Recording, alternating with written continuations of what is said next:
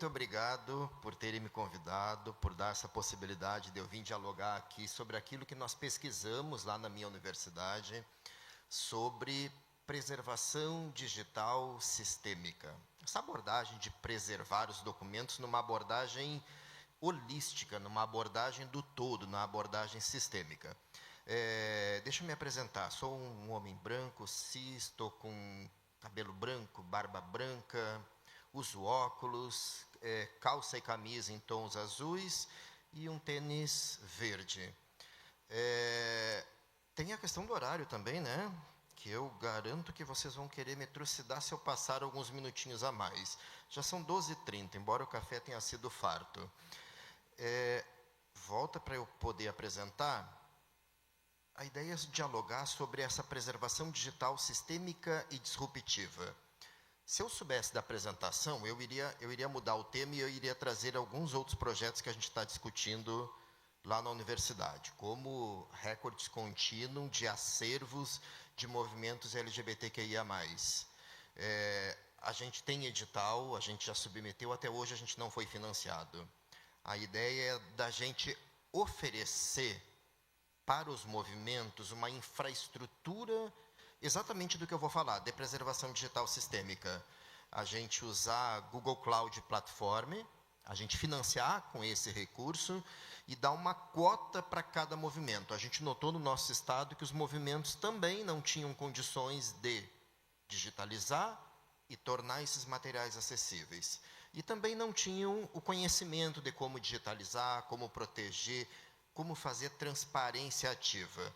Mas aí, realmente, o material era esse, e por mais que eu quisesse, eu não ia fazer algo tão lindo como saiu aqui, de forma alguma, né? A minha limitação intelectual não ia permitir. Os documentos audiovisuais são complexos, a gente sabe disso. Eles são específicos, eles são materiais que requerem cuidados especiais, tratamentos especiais. Eles requerem poder computacional complexo. Porque não é fácil migrar um vídeo de 17 gigas. Não é fácil encapsular, por exemplo, uma trilha a um áudio, a um vídeo. Então, estas características, elas nos denotam que a gente precisa de um trabalho totalmente específico, totalmente complexo. Essa documentação audiovisual, ela tem características que requerem muito poder computacional.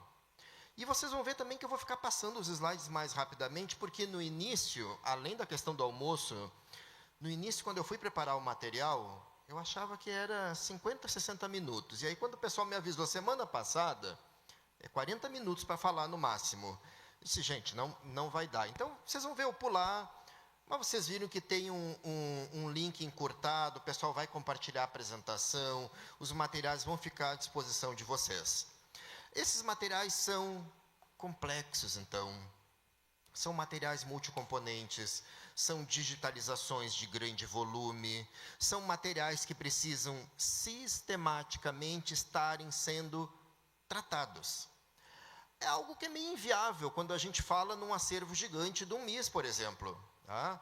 Como é que eu vou ficar lá tratando esse vídeo, esses outros 400 vídeos, este outro material que foi curado? Fica muito complexo e eu preciso de uma visão do todo, de uma visão sistêmica, quase que de uma mesa de áudio, né, que eu pudesse ficar comandando as coisas numa abordagem de framework. Se eu pudesse ter um framework que eu pudesse dizer, essa é a minha política de preservação, esse é o meu plano de preservação digital, e eu quero que você administre o meu acervo. Pois é disso que nós vamos falar, dessa abordagem sistêmica que a própria CTD-ASME, do CONARC, do Conselho Nacional de Arquivos, vinculada ao Arquivo Nacional do Brasil, já deixou claro nessa resolução 41, infelizmente ela foi implodida, né, pelo governo passado, tantas coisas foram implodidas e a gente vem tomando conhecimento sistematicamente. Ela é pequena, essa resolução, mas ela é gigante no seu poder de dizer que esses audiovisuais têm que estar inseridos numa política, têm que estar classificados, têm que estar descritos e têm que estar preservados. Isso tudo é PDS. Isso tudo, segundo a ciência, segundo o referencial teórico, nós chamamos de preservação digital sistêmica. É uma abordagem holística da preservação digital. E vocês vão ver que eu vou tentar diferenciar também entre o que é preservação digital e o que é preservação digital sistêmica. Para isso eu até vou reforçar, talvez falar de preservação digital passiva e preservação digital ativa, como é utilizado na língua inglesa. Ou então, não sistêmica e sim sistêmica. Essa preservação digital sistêmica é uma preservação que tem uma ruptura paradigmática. Eu não mexo mais nos materiais digitais. Algo que é comum nos MIS, deve ser ainda, algo que é comum nos arquivos, que é comum nas galerias, nas bibliotecas e etc. Eu tenho um material que precisa de um tratamento e eu vou lá e mexo no objeto diretamente. Mexo no vídeo, vou no meu desktop, vou no meu servidor e converto um formato, migro, emulo, virtualizo, ou seja, aplico as estratégias de preservação digital. Eu diretamente. Veja como muda com a sistêmica. Agora eu não posso mais mexer diretamente no objeto digital. Eu tenho que me afastar. Chega quase que dar uma coceira na mão para o preservador digital, né? Porque eu estou tão acostumado a mexer com o material digital, e aí eu preciso me distanciar. E esse distanciar é porque eu estou aplicando uma abordagem sistêmica, e aí eu não vou lá converter o material, eu não vou lá migrar. Eu vou elaborar uma política e um plano de preservação digital, e quem vai migrar é o ambiente, é o framework. Por exemplo, se eu precisasse converter um formato MP3, que está morto, né? É um formato que já acabou, é um formato legado. Ele tinha 5 canais. O formato atual que a gente tem que adotar nos museus hoje é um AAC, que tem 48 canais. Eu não posso fazer isso à mão. Não posso fazer isso no meu computador, porque isso é chamado de ruptura da cadeia de custódia. É um problema jurídico, inclusive. Ministro do STF, o Dias Toffoli, invalidou provas exatamente porque aqueles procuradores estavam levando materiais, mídias, em HDs externos. Então, veja como eu preciso me distanciar para manter a fonte de prova, a autenticidade, a confiabilidade. Então, eu configuro o plano e quem vai migrar é o ambiente, é o framework que vai passar a cuidar dessa administração. Todas essas estratégias de preservação digital, migração, conversão, emulação, digitalização, conversão, virtualização, tudo isso é algo que a gente fazia na mão. Posso até deixar com uma pergunta retórica aqui, se é que vai ser possível algum diálogo ao final. Muito provavelmente os MIS aqui estão fazendo isso à mão ainda, não estão? Estão indo lá migrar, estão indo lá digitalizar, estão indo lá converter. Tudo isso é problema de autenticidade, tudo isso é manual, tudo isso é preservação digital não sistêmica. Não está sob a égide de um entorno, de um framework que administre e que controle. Todas essas estratégias têm que estar dentro de um framework que vai gerenciar. Porque a preservação digital, ela requer esses tratamentos, tanto gerenciais quanto técnicos, orientados por um framework, por um ambiente, por um ente que gerencie, que eu possa chegar nesse ente e saber qual é o meu acervo, quantos petabytes eu tenho, quantos terabytes, o que eu tenho ainda em vídeo AVI, o que eu tenho material feito em Toolbook, o que eu tenho curado em determinado material. Como é que a gente tem isso gerencialmente falando hoje sem um framework? Para isso que foram elaborados tantos documentos, como a Carta de Preservação Digital da Unesco, que foi traduzida aqui no Brasil desde 2003, como textos que nós fomos elaborando sobre essa preservação digital sistêmica, que agora está orientada a modelos, normas, padrões, metadados e requisitos. Não é mais aquela coisa que a gente fazia no passado, que eu ia para o acervo e eu agia de forma amadora, de forma ad hoc. O que eu preciso para converter esse material? Vou buscar na internet para converter esse material. Não, agora não pode mais ser assim. Eu tenho que procurar. Há uma norma? Então é essa pergunta que eu preciso fazer. Tem uma norma no cenário mundial sobre preservação digital? Tem um modelo? Tem um padrão? Tem metadados específicos? Tem requisitos específicos? Qual é o rumo da preservação digital? É continuar como ela está?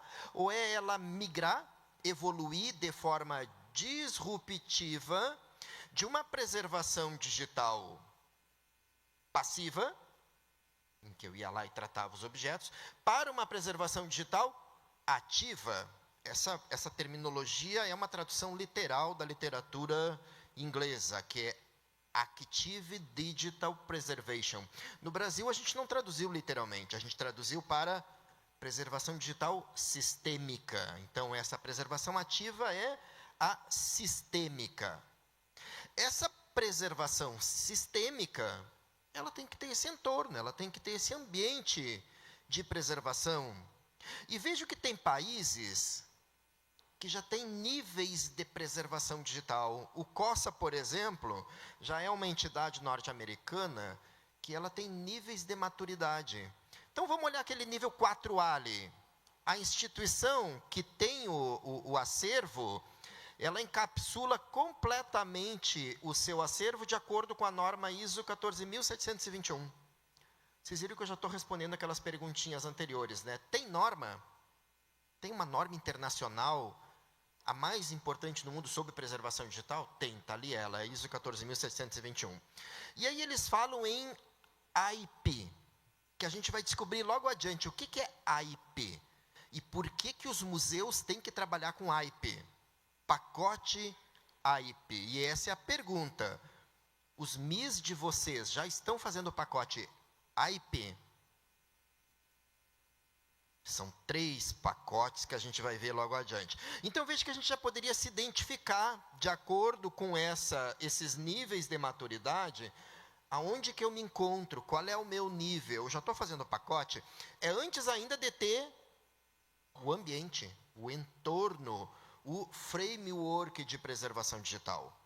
Quando eu tenho esse entorno, olhem só, isso aí é um plano de preservação digital que ele vem já pronto nesse software livre que eu vou falar para vocês logo a seguir. É o PPD, Plano de Preservação Digital. Olha o que ele já tem pronto. Ele já tem pronto que se ele receber um PDF, por exemplo, PDF que é da empresa Adobe, né? Aquele que a gente faz a dissertação, a tese em casa, e vai imprimir em algum lugar e desconfigura tudo. Porque ele não é PDF-A. Porque ele não segue o padrão ISO. É por isso que desformata. Se em casa a gente gerasse o PDF/A, que é o PDF arquivístico, eu levava lá na gráfica para imprimir e não ia desformatar nada. Não ia correr os parágrafos, não ia trocar a fonte, porque ele encapsula a fonte em tempo real de exibição e não fere direito autoral da fonte, mesmo que eu use uma fonte proprietária no meu computador. Então, quando ele vai gerar o pacote IP, vou falar dele logo adiante, pacote de arquivamento, ele vai converter para PDF/A. Viram que interessante isso? Converteu para um formato de preservação. Eu mando para esse ente, ele converte. Para gerar o pacote de arquivamento, pacote IP. Mas aí tem o pacote de acesso, que é o DIP, Dissemination, de disseminação. Ele manda no formato original. Vamos olhar o vídeo lá embaixo. Eu acabei de produzir um material e produzi com um celular proprietário e gerou um formato MOV, que é proprietário, que está contra a preservação digital, que os museus não podem admitir custódia, porque é um material que não tem garantia de acesso no futuro. Assim como um WMV, Windows Media Video, lá naquela segunda caixa vermelha. o ambiente vai converter dentro do IP, do pacote de arquivamento, para o formato MKV, Matroska Vídeo, que é o padrão aberto. Vocês já pensaram eu ter que fazer isso à mão? Ficar passando pelo meu acervo, material curado 1, converte, material curado 2, converte, material curado 3, material 3.500.000, converte. Impossível, eu não vou conseguir dar conta disso. E o acesso, se eu mandar o acesso com o MKV, eu vou entupir a conexão da rede. Então, ele manda para o DIP, terceiro pacote do acesso, ele manda um MP4 com um codec de compactação. E quem fica com o original, em formato de preservação, é o museu, é o arquivo, é a biblioteca. Vocês viram, então, que a gente está obtendo respostas daquilo que eu perguntei, né? E tem norma, isso aí já vem pronto. Isso aí já vem quando eu baixo o software, esse plano de preservação digital já vem funcionando. Mas e se a minha política não for essa? Basta eu manifestar a minha política no ambiente. Mas não posso ir lá converter, não posso ir lá mexer no material, porque senão é ruptura da cadeia de custódia, compromete a autenticidade do material, validade jurídica comprometida. São elementos que a gente tem que levar em conta agora com essa onda da sociedade de fake news, de adulterações, de falsificações, etc. e etc. São ambientes que trabalham com microserviços. Eu posso mandar para o ambiente um material com vírus. Ele vai tirar o vírus, olha lá. Scan for viruses. Eu posso mandar um material que está criptografado. Eu posso mandar para lá um material proprietário que ele vai converter. Eu posso mandar nesse pacote diversos formatos. Um material em vídeo, um material em texto, um PDF, um áudio, e ele vai dar conta de toda esta complexidade ao mesmo tempo de todos os materiais. Eu posso mandar um material que eu digitalizei e que tem escritos. Ele vai transcrever. Ele vai fazer osserização. Está ali nos microserviços. Ele vai osserizar e vai indexar esse material. Inclusive, agora, a gente tem feito, análise paleográfica. Escritos antigos, com letras antigas, com carolingias e etc. E ele faz transcrições paleográficas automaticamente nesses microserviços que antes seria coisa humana. Eu teria que ficar fazendo isso à mão e era impossível. Então, vejo que há uma contradição entre preservação digital passiva e preservação digital ativa. Essa é uma pergunta que vocês têm que se fazer. O que nós estamos fazendo na nossa instituição? Meu museu faz preservação digital passiva ou ativa? Ou seja, não sistêmica ou preservação digital sistêmica? Na preservação digital não sistêmica, eu vou continuar dependente do suporte da mídia. Eu vou converter de uma mídia para outra mídia. E eu vou continuar refém.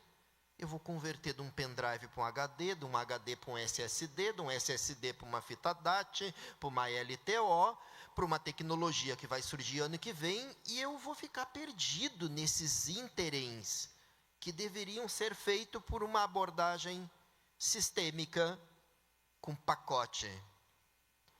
Essa aí é uma das soluções de software livre, arquivemática, tá? É uma delas, tem inúmeras outras, tem livre, tem proprietária, vocês podem escolher a solução, mas o que elas fazem é aplicar o quê?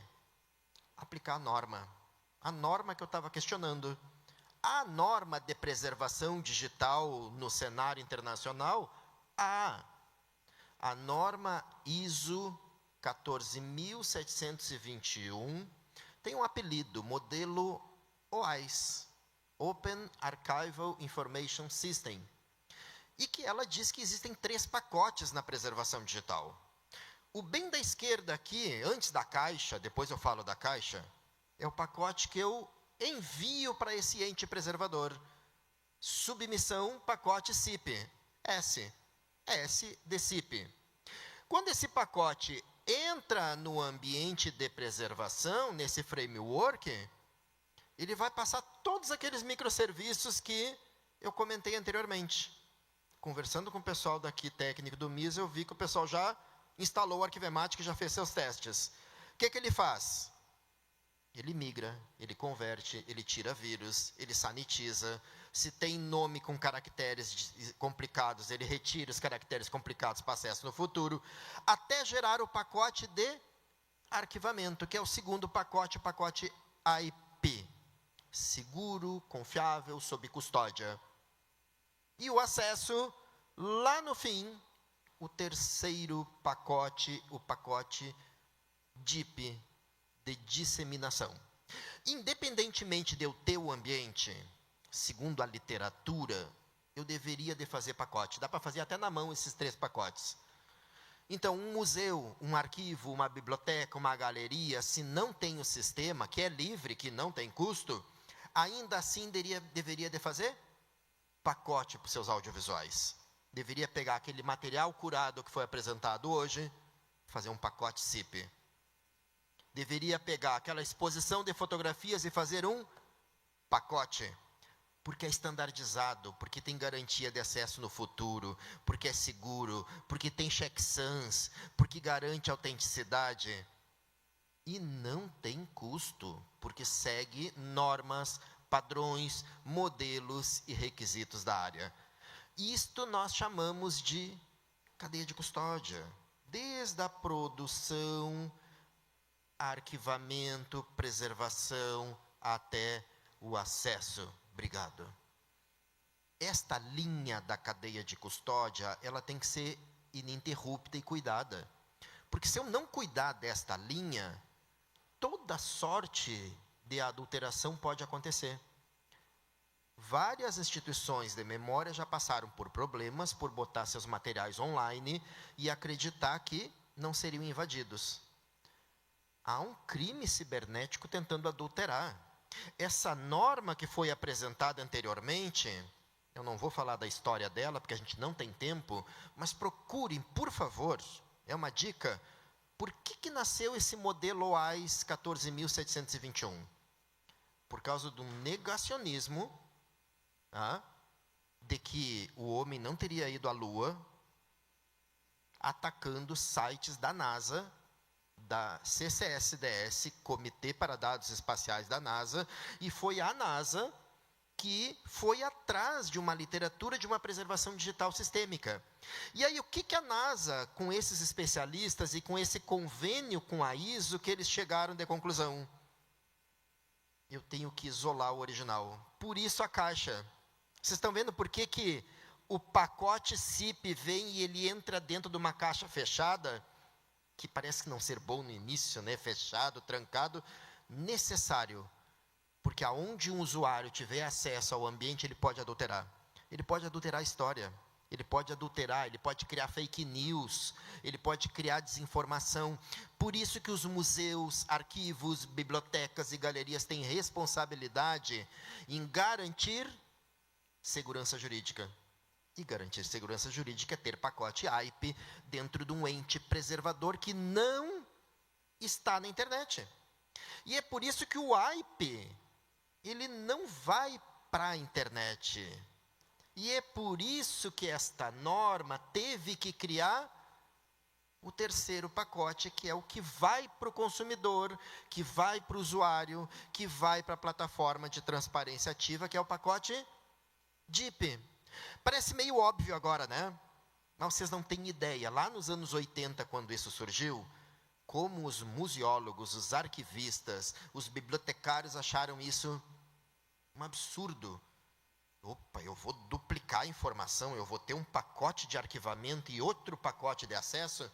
Sim, porque é uma diretriz da ciência da computação. Todo e qualquer ambiente que eu tenha acesso a ele, eu posso adulterá-lo.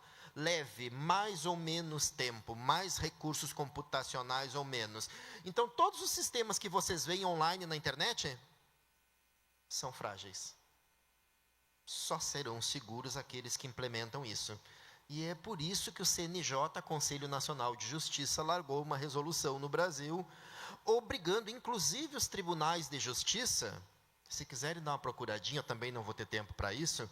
Resolução 324 do CNJ obriga todos os tribunais do Brasil a implementarem a ISO 14721, porque não implementavam nos tribunais. E é por isso que os hackers invadiam os sistemas judiciais,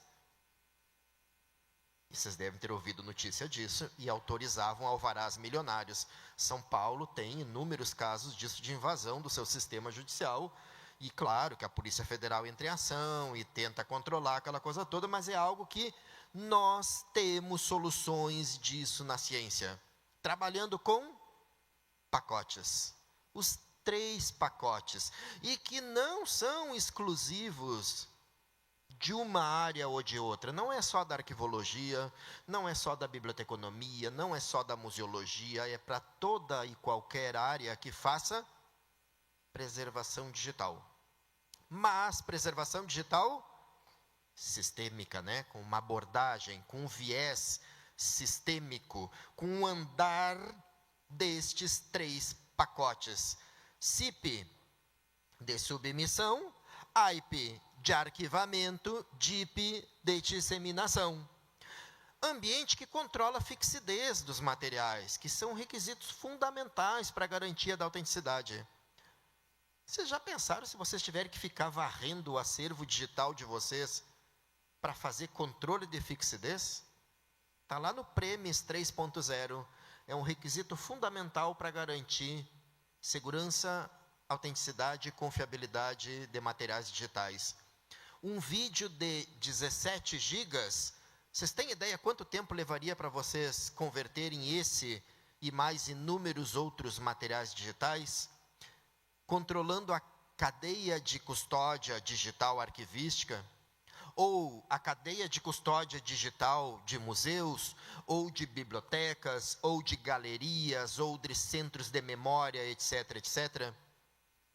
Vocês fazem definição da cópia autoritária quando vocês digitalizam o material? É algo que esses ambientes precisam.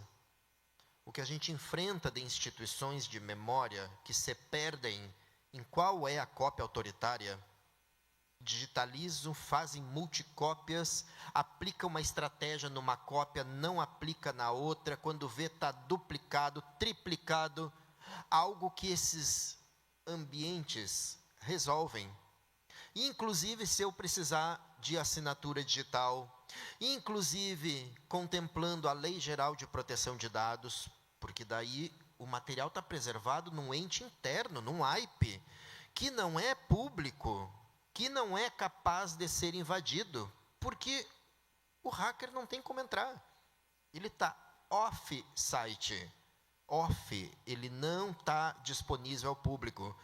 Essa é a questão fundamental, garantir a autenticidade dos nossos materiais ao longo do tempo. Quando eu falo em autenticidade, de forma bem ampla, mantê-los autênticos, seguros de desinformação, de misinformação, preserváveis, que não tenha problema de perda, porque isso é nosso patrimônio documental, que tem que ser preservado, que precisa ser patrimonializados para empoderar arquivos, bibliotecas, as GLANs, né?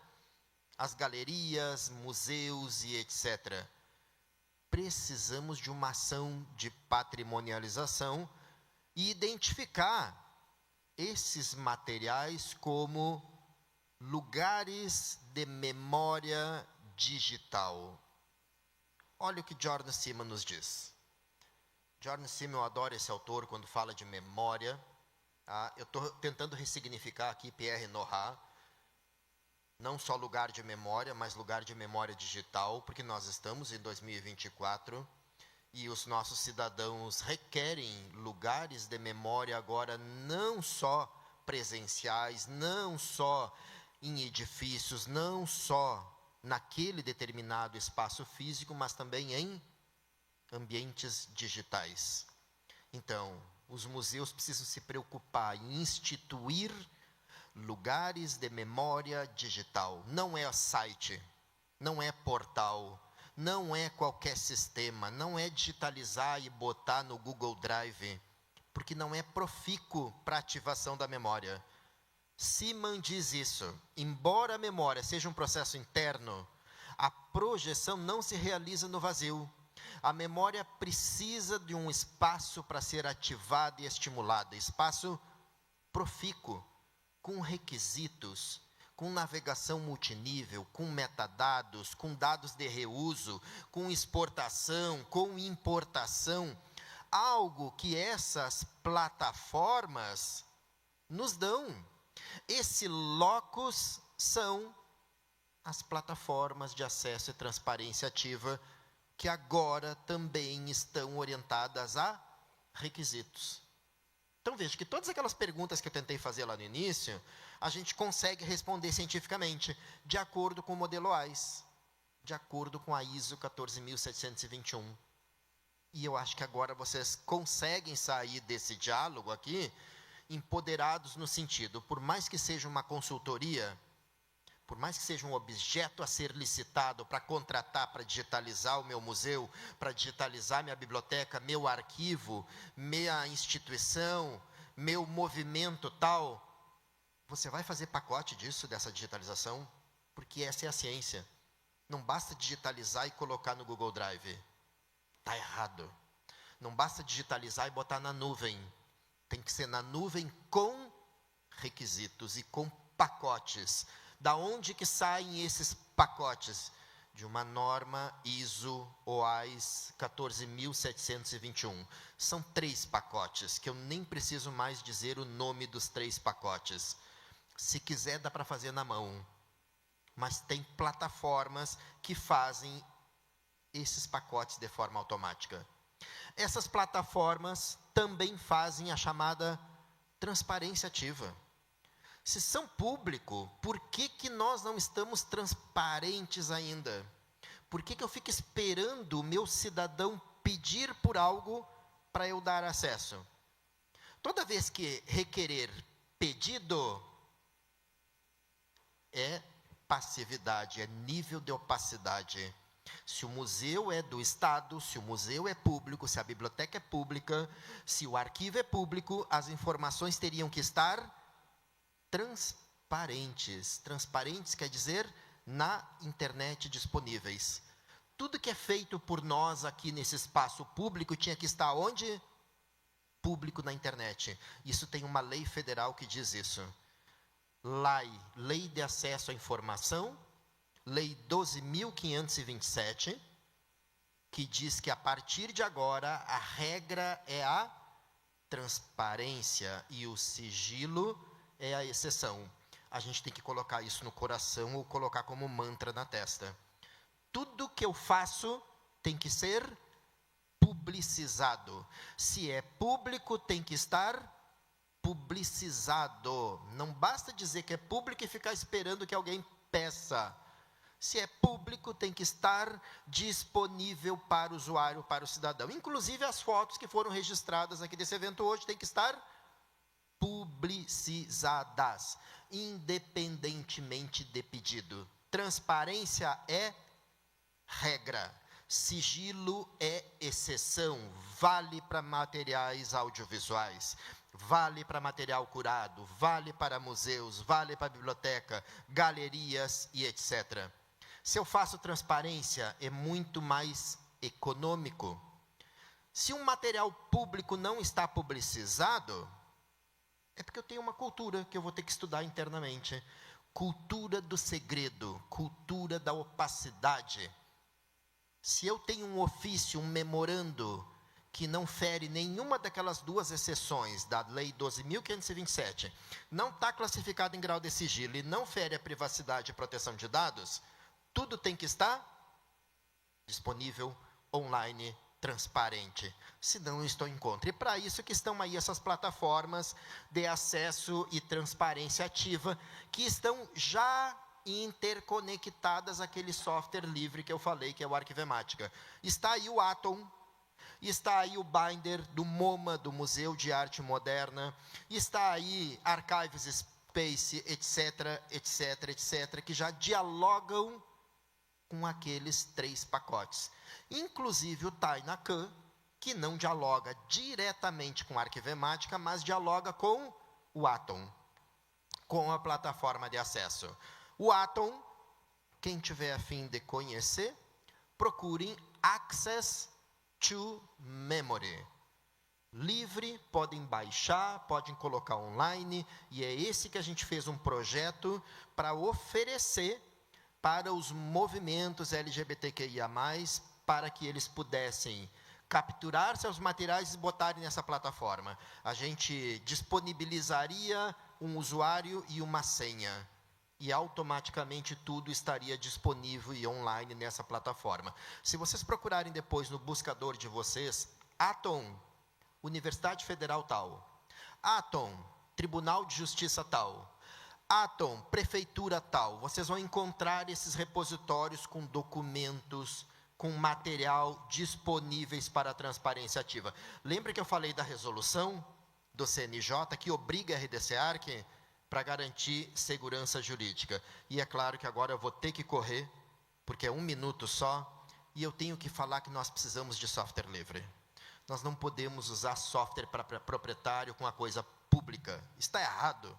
Está errado contratar empresa com software proprietário. Se o dinheiro é público, o software tem que ser público. Se o documento é público, eu não posso colocar num software que tem a mínima possibilidade de, no futuro, não dar acesso, não estar transparente, ficar obsoleto e ter que pagar licença para aquele software voltar a dar acesso. Restringir acesso de informação pública é contra a lei. Lei 12.527 é cultura de opacidade, é rançoso, é ruim. Transparência, preservação digital sistêmica, orientada por normas, padrões, modelos e requisitos que a ciência tem explicação. Obrigado pelo tempo, obrigado por ficarem nesse horário e meus parabéns por tudo que vocês apresentaram hoje. Obrigado, viu?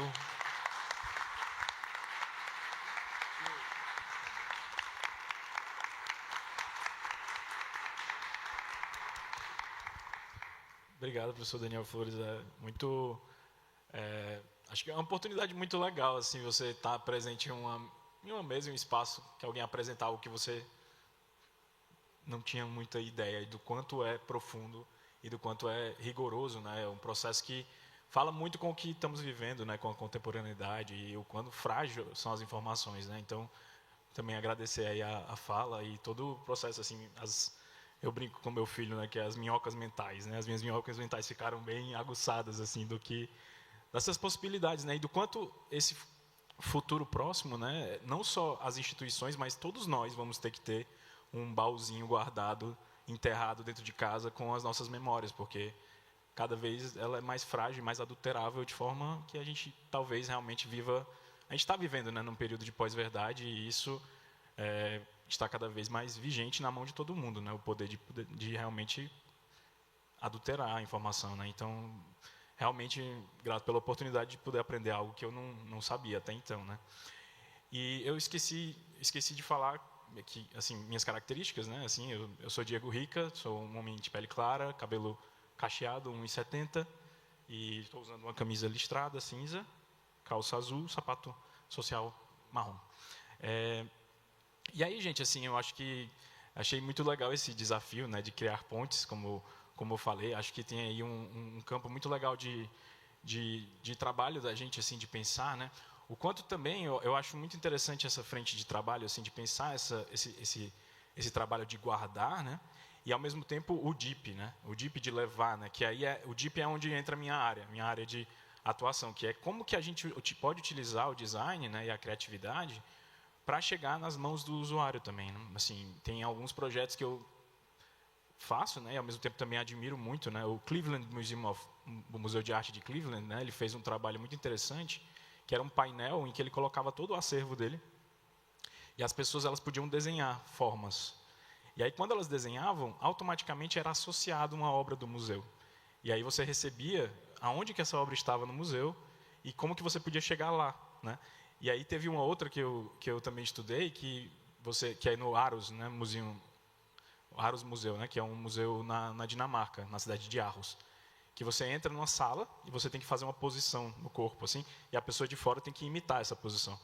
E aí, quando você consegue acertar essa posição do corpo, ele faz uma colagem com várias obras do museu também. E aí você ganha essa colagem no seu e-mail, consegue imprimir e tal, em alta resolução. Eu tenho a minha guardada até com muito carinho. E tem várias ações que eles colocam dentro do museu, que é nessa ação do DIP, né, pelo que eu entendi bem, né, que é esse processo de difusão. Então, se algo está muito bem arquivado, é como você disse, né, a obrigação nossa, né, como criativos, também encontrar maneiras criativas de fazer com que isso chegue nas mãos das pessoas, né, não só disponibilizar, mas fazer com que esse encantamento, esse processo de amar esse dado, né, de degustar essa informação, também seja algo prazeroso e não também que não sobrecarregue, né, esse mundo de informação que a gente tem hoje, né? E eu acho que isso é um campo assim muito rico, né, dessas técnicas de design que a gente pode ter. Me fez pensar muito do processo que eu estou vivendo hoje. A gente tem um projeto que é do cientista-chefe da cultura, que é o projeto Documenta, que ele trabalha com escaneamento de edifícios. Assim, a gente tem então um grande volume de dados desses edifícios históricos que nós temos na cidade, e que a gente está fazendo o processo de mapeá-los e transformá-los em BIM, que é Building Information Modeling. Então, é uma informação do espaço construído, da modelagem dessa informação. E aí, como que a gente consegue, então, fazer tanto todo esse processo de 3 fases, mas também esse processo de difusão, né?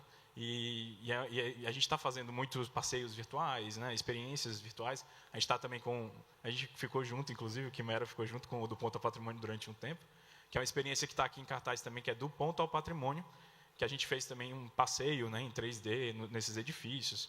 E são desafios que a gente está vivendo, e são desafios bem prazerosos, né, de encontrar maneiras de difundir essa informação e esses dados, né. Então, assim, a gente não tem muito tempo, então eu quero abrir para perguntas, quem tiver interesse também de fazer essas pontes. Eu gostaria muito assim, de saber um pouco mais, assim, se vocês puderem falar um pouquinho daqueles desenhos, né,